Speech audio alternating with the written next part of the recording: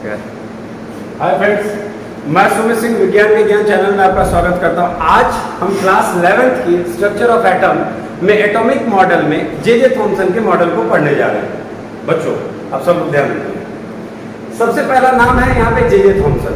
क्या नाम है? सब लोग बोलिए।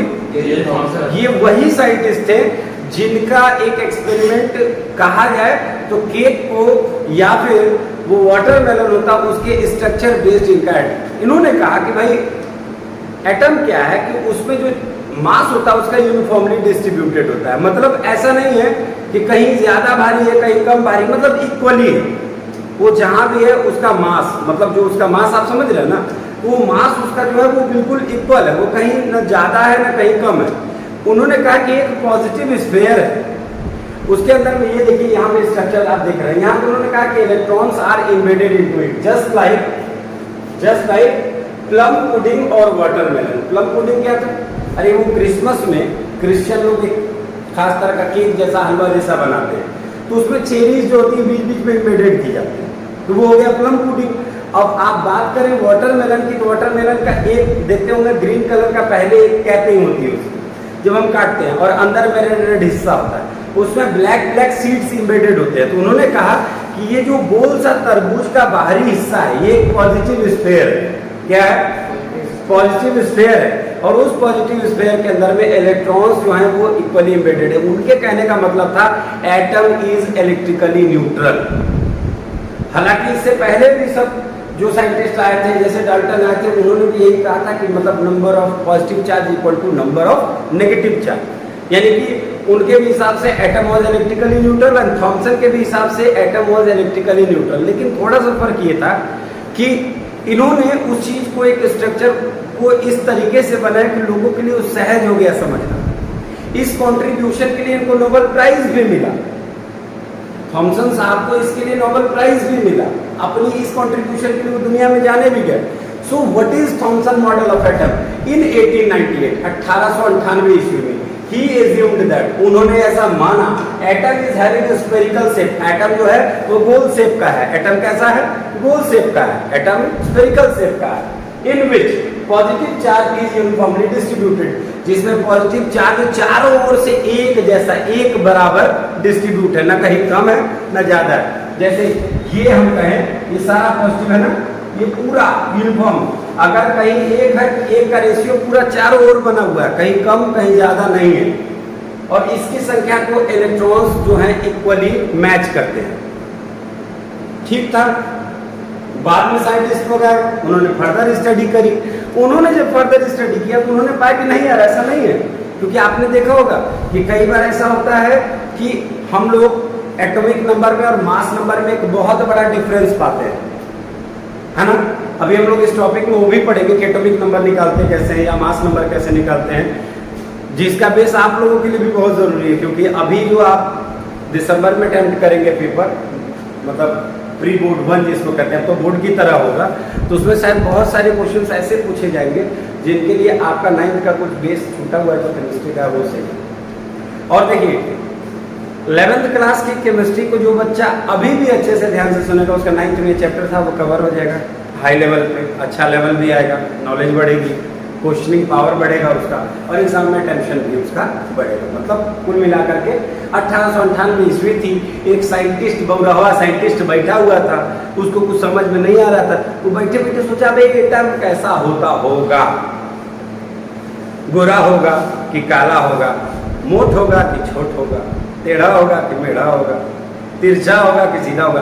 अंट संट सोचते सोचते उसके दिमाग में एकदम से ख्याल आया, अरे एटम गोल होता है।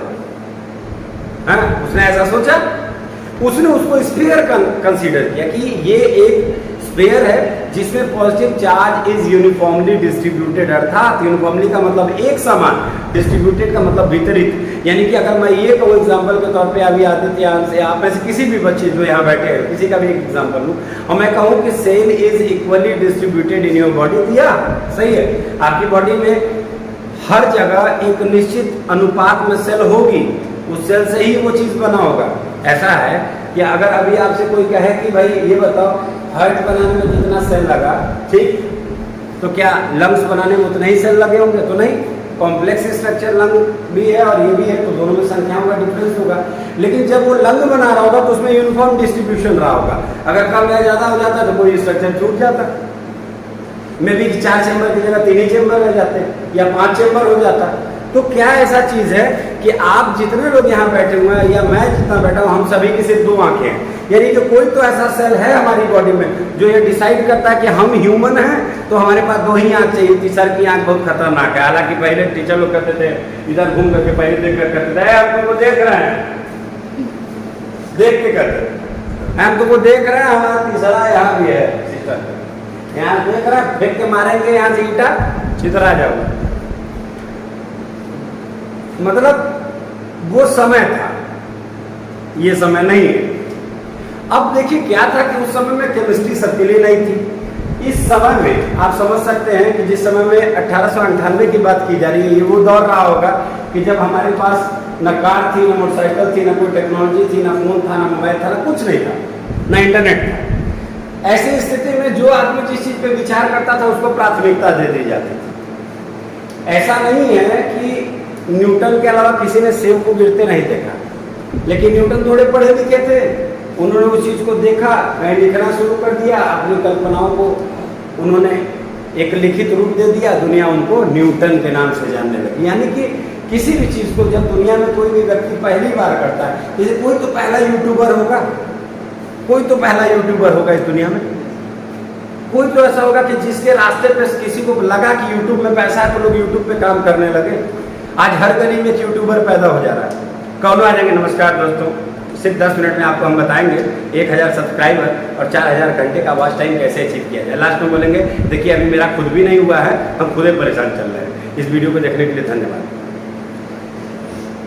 सबसे बड़ा दिक्कत, आप खोल के देखिए कुछ भी वीडियो, कहीं क्या कोई कॉन्सेप्टलेस वीडियो, किसी फिल्म का सीन उठा करके उसमें अपना कुछ आवाज एडिट कर देंगे, डायलॉग ही पूरा बदल देंगे।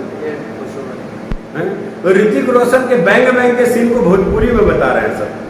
भाई और कैटरीना भी भोजपुरी बोल रही है, काजी ने वो आगे नहीं पानी में से उछल के, बताइए पूरा सीन बदल डाला उन्होंने। इसको चीप पॉपुलैरिटी कहते हैं, कुछ भी कर देना, मतलब अगर आधार ही नहीं। जे थॉमसन 1898 ईस्वी में उनकी एक सोच थी कि इस दुनिया में जितना भी पदार्थ है, तो सबको पता था कि matter is made up of atoms, यानी कि चाहे यहाँ पर उपलब्ध ये डोर हो, ये विंडो हो, वो लकड़ी हो, वो बोर्ड हो, ये चौक हो, मोबाइल हो, कैमरा हो, कुछ भी हो, ये सभी क्या है? मैटर है। मैटर क्यों है? क्योंकि ये स्पेस को भी ऑक्यूपाई कर रहे हैं और इनके पास मास भी है। ये 2 चीज तो क्लियर है। मैटर का डेफिनेशन हम लोगों ने पढ़ा है 9th में भी, 11th में भी वही पढ़ रहे हैं कि matter is made up of atoms. तो अब एटम को इन्होंने कहा कि यार एटम कैसा होगा, जरूर गोल गोल होगा, तभी ना सामान को इसे अरेंज कर रहा है। इन्होंने कहा कि एटम एक पॉजिटिव स्फीयर होगा जिसमें चार्ज जो होगा वो इक्वली डिस्ट्रीब्यूटेड होगा, और उसका आधार उन्होंने बनाया वाटरमेलन को और प्लम पुडिंग को। प्लम पुडिंग अभी मैंने समझाया, क्रिसमस के समय में क्रिश्चियंस के घर में बनने वाला एक विशेष प्रकार का केक या हलवा का है जिसमें चेरीज इम्बेडेड होती हैं। वो स्ट्रक्चर देख लीजिए, उनके हिसाब से ये स्ट्रक्चर आप भी देख सकते हो, केक में भी ऐसा ही होता है ना। केक में जगह जगह हम लोग इक्वली कोई चीज़ डेकोरेट करते हैं, चॉकलेट केक वगैरह बनाते हैं। तो दिस वॉज जे थॉमसन। अब इनका फेलियर क्या था? फेलियर क्या था?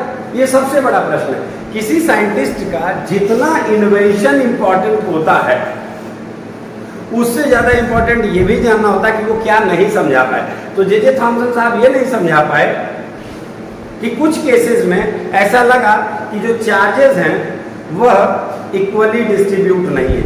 अब इसको आप समझना चाहें तो रदरफोर्ड साहब के एग्जांपल से समझ सकते हैं। रदरफोर्ड जब अपने एक्सपेरिमेंट कर रहे थे तो उनको ऐसा लगा कि जिस अल्फा रे को मैंने गोल्ड फॉइल पे बम्बार्ड किया है, जो गोल्ड फॉइल था, पढ़े हैं आप लोग, गोल्ड फॉइल को उन्होंने जब अल्फा रे बम्बार्ड की तो कुछ रेज पेनिट्रेट करके चली गई। अगर चार्ज इक्वली डिस्ट्रीब्यूटेड होता तो क्या वो पेनिट्रेट करके जाती?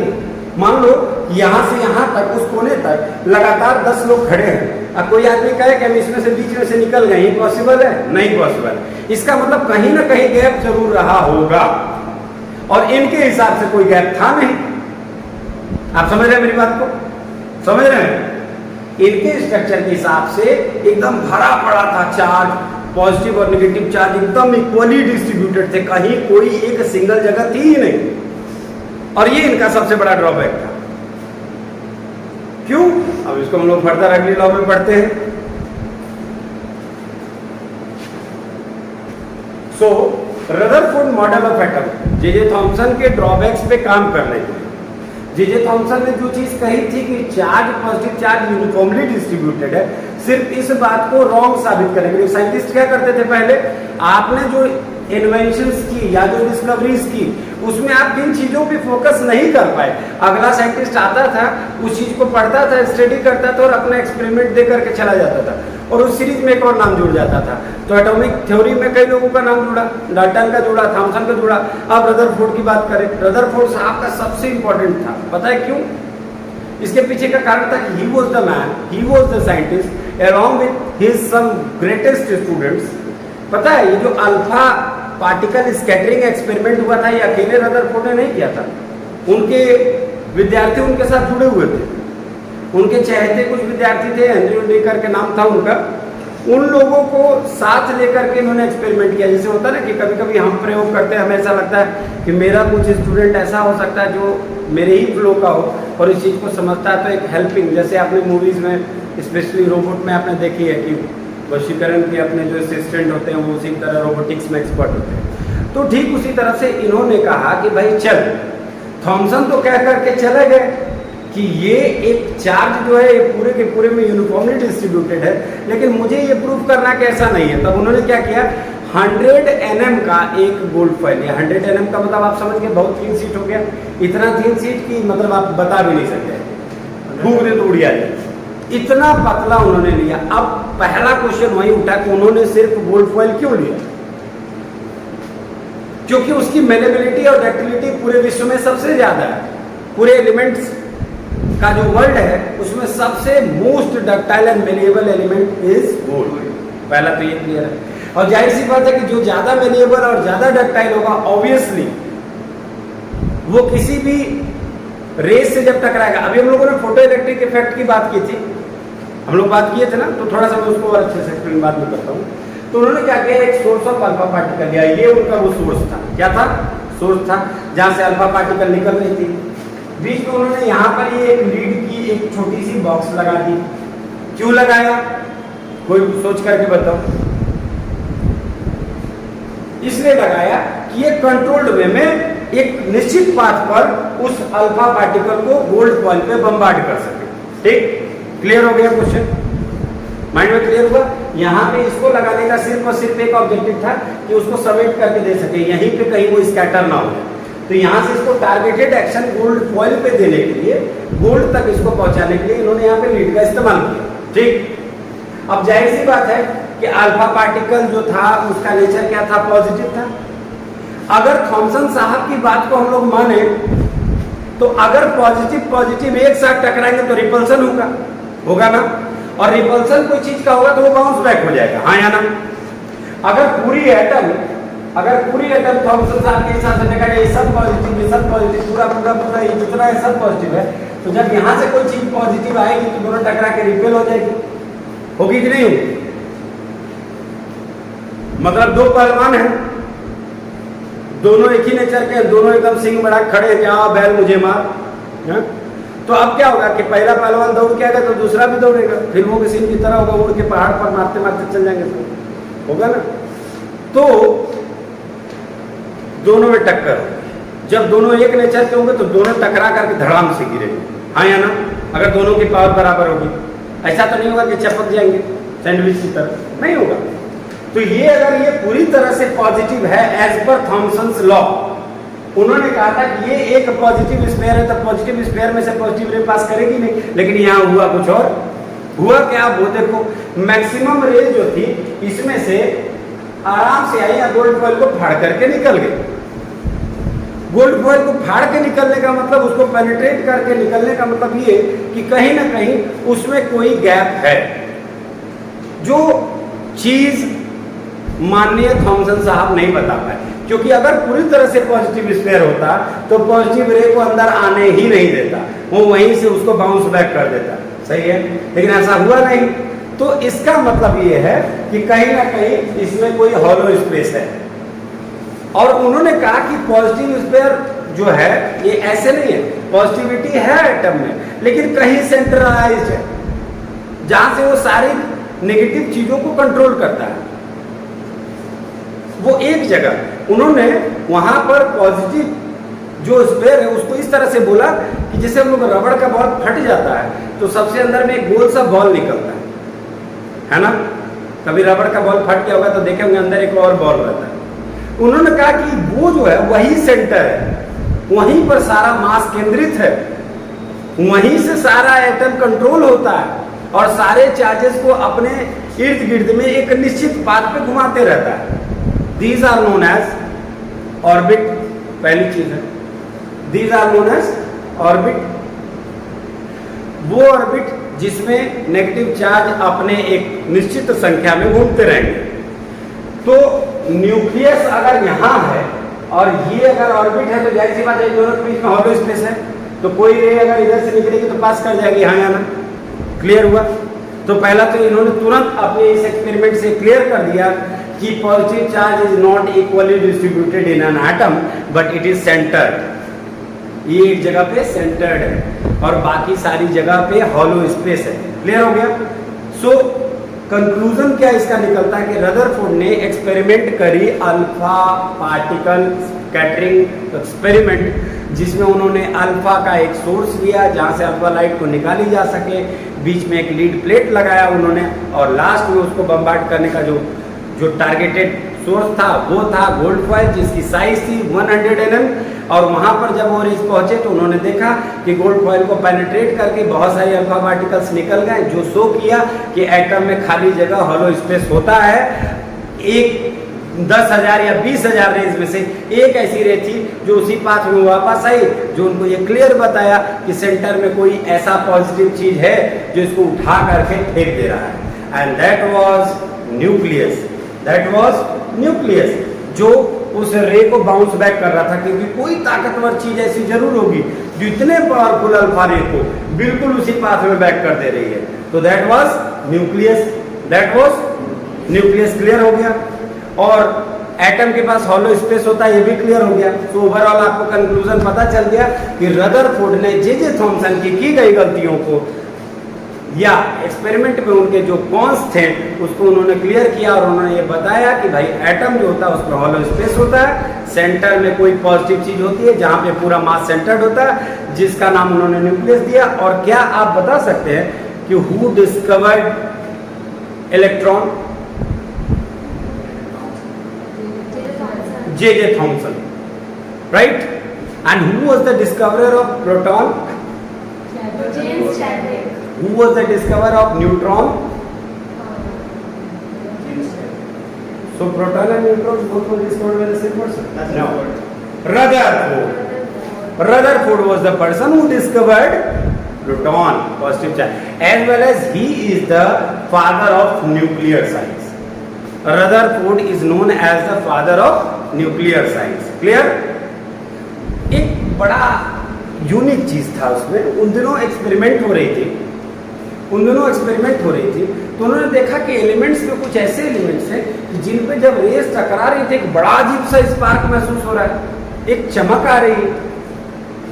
वो कौन से ऐसे एलिमेंट्स थे जिनको जब कोई रे टच करती थी तो उनमें एक स्पार्क महसूस किया जाता था? तो they are radioactive elements. Radioactive elements का मतलब क्या हो गया? जो अल्फा बीटा गामा रेस पर रिस्पॉन्ड करे। हाँ या ना? सही है ना?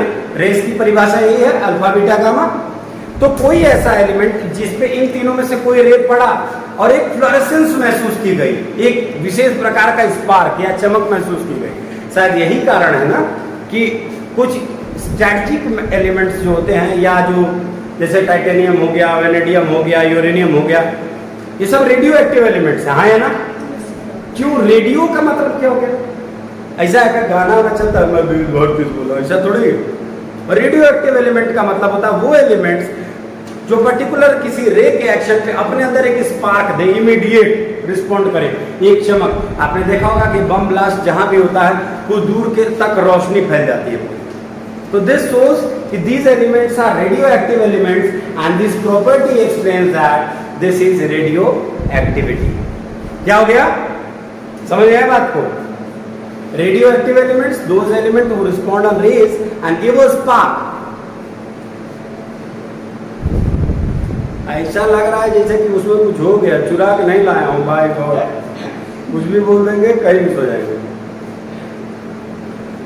कुछ दिन पहले का वाक्य है, माननीय हमारे मित्र जो हैं स्कूटी खरीदे, नाम वीडियो में बता करके उनको क्यों पॉपुलराइज कर, आप लोग जानते हैं ना भैया। हाँ, तो स्कूटी तब खरीदे जब एक पैर ऐसे था, टूटा हुआ था।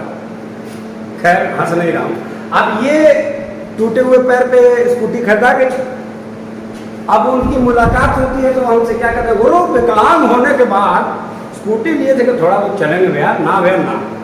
इसकी मम्मी डायरेक्ट लेके भाग जाती है भैया, सुबह उठते बैला हो गए भैया, कहीं चल जाती है कहीं उठ जाती है। पूछे गाड़ी लेकर कहाँ जा रही, करिए मैं कहीं जाऊँ, तुमको मतलब भैया डायरेक्ट तुम बोल देती है, गाली दे देती है भैया। तो मैंने बोला कि भैया आप हमको इतना अपलिफ्ट कर दिए। कहा भैया एक दिन उठा, अब देखिए आज का दौर देखिए, इसको दौर दिखा रहा हूँ। दौर दो प्रकार का, एक माता पिता जो अच्छी परवरिश कर रहे हैं अपने बच्चे को, उनके बच्चे हर चीज में लिहाज कर रहे हैं, पापा आ गए मम्मी आ गए, चीजों को बैलेंस कर रहे हैं। दूसरे लोग जिनके पास टाइम नहीं है, सिर्फ पैसा कमाना है, झूठ बोलना है, और वहां पे वो अपने बच्चों को प्रॉपरली कल्चर नहीं दे पाते हैं। तो उनका बच्चा उनसे कैसे बोले, कर भैया एक दिन मेरे सामने सिगरेट टपाक पी रहा था, देखे तो अखिया तरेर रहा था, लगा कि खा जाएगा, भैया हम हट गए वहां से। कहा करवे बताइए। तो ये सच है, ये वो झेलते हैं, शशांक की बात कर। हाँ वो भी पॉपुलर है, मतलब डायरेक्ट की मतलब आंख तरेड़ते हैं गुरु, असर पड़ता है। कार्डियो किस्ता बनाओ कठिन, तुरंत अस्पताल में उनसे जा रहे हैं मिलने के लिए, तो स्वभाव से ही वो वैसे हैं। तो उनका एक पैर डॉक्टर ऐसे आसमान में लटकाया हुआ है, उसके बाद बेड पे भी वो उनका हाथ ही ऐसे चल रहा है। भैया बेलैसा जा रहे थे, रास्ते में गाड़ी आती, गाड़ी ऐसे चल गई भैया, गड़िया हमारा ऐसे घुस गया भैया, लसा दिया गुरु। आह चिल्ला रहे हैं, उधर से ट्रक आ रहा है, बताइए बताइए बताइए बताइए भैया बताइए। अरे तो बोले देवा तब तो बताइए, वो 100 बार तो बताइए बोलते हैं, आप खुद बोलते भी रहेंगे। तो वो भी एक कैरेक्टर है।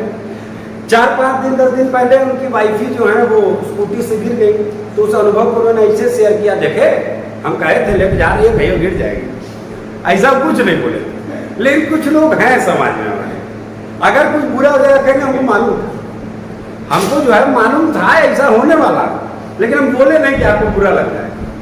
और अगर मान लीजिए कि जैसे आपका इमेज या कि आप में से किसी का इमेज मेरे दिमाग में भरा हुआ है, ये तो बहुत बेकार इंसान, ठीक, सडनली वो कुछ अच्छा बन गया तो अब एक्सप्रेशन पूरा चेंज हो जाएगा। तुम्हें मालूम, बहुत जज्बा था, हमको मालूम था, एक स्पार्क था, मैं देखा था उसको, जीप पे मोमबत्ती लगा पड़ता है बच्चा, और अगर मोमबत्ती गल जाती है तो उल्टा लटक जाता है खंबे से, क्या पढ़ाई करता है बच्चा, कुछ भी बोल देते।